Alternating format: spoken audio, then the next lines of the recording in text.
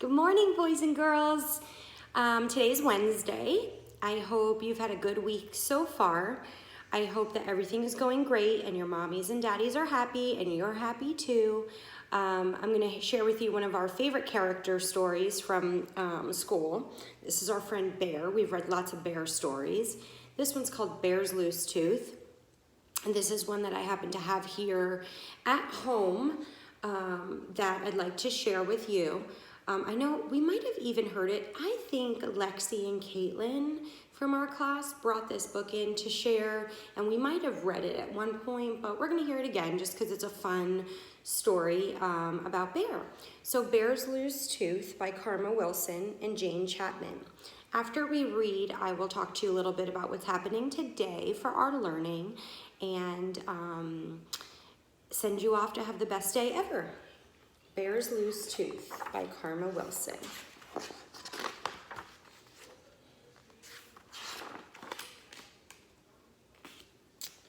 From a cave in the forest came a munch, munch, crunch as Bear and his friends all nibbled on their lunch. Bear savored every bite.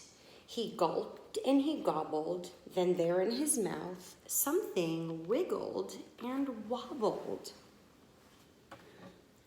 As Bear nibbled food, something moved when he chewed. It was Bear's loose tooth.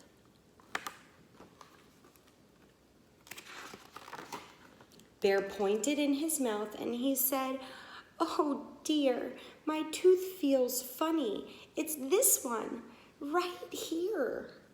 Bear frowned and he worried. Tears welled in his eyes. But how will I eat if my tooth says goodbye? Hare said, "Open wide." Then he looked inside and saw Bear's loose tooth. Mouse squeaked, "Don't fret, don't fuss. Look, see? A new tooth will grow where the old tooth used to be." "We'll help," said Wren. "I know what to do. It's out with the old and in with the new." Wren perched up on Bear's lip and he got a good grip on Bear's loose tooth. Wren pulled on the tooth with all of his might. "Is it out?" he asked Bear.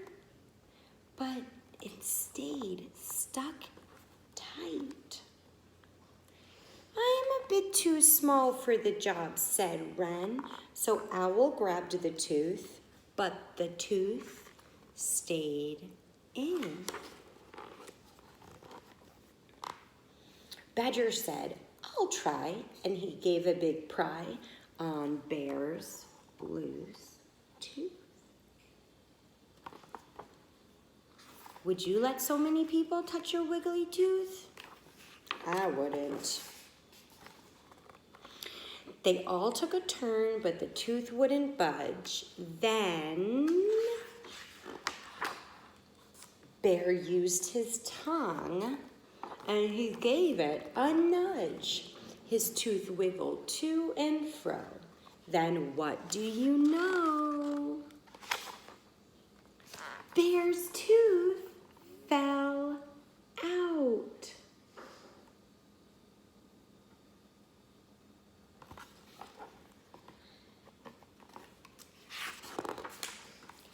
Bear danced a big dance. Bear grinned a big grin.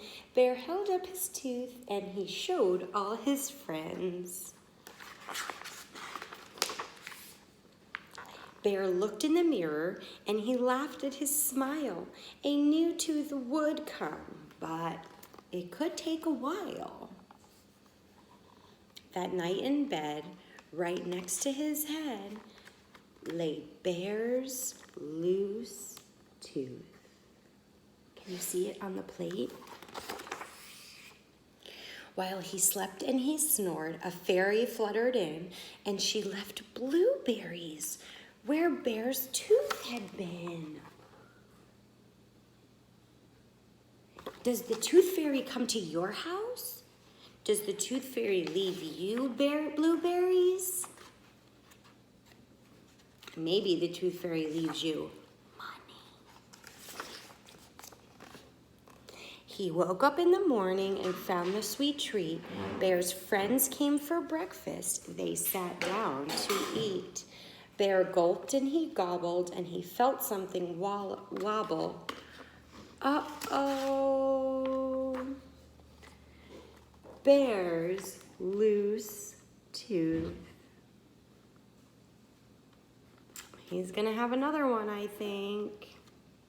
We love Bear and his friends. Thank you for hearing the story Bear's Loose Tooth with me today. So like I said earlier, today is Wednesday, and today you're gonna hear another story on my end about ladybugs, because we've been working on our nonfiction texts.